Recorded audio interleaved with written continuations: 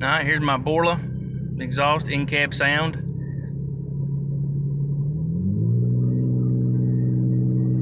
You can't hear it. You hear the intake.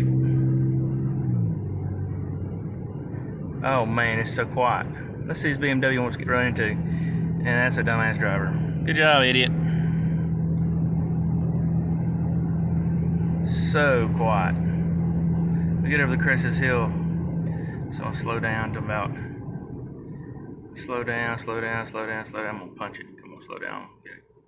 Punch it like 40 on. All you hear is the motor. You don't hear the exhaust. Shoot, sounds good. Let some windows down. Slow down a little bit again.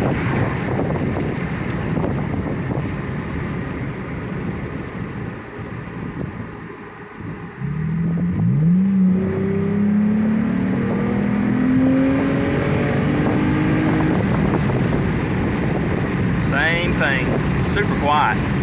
All right, wind noise. Let me just back up. I like it. Anybody wants a good, quiet catback? No drone whatsoever. And you gotta remember, I've got a custom Y pipe on mine too. And I also got a Helmholtz resonator on it, which helps, but this thing is quiet.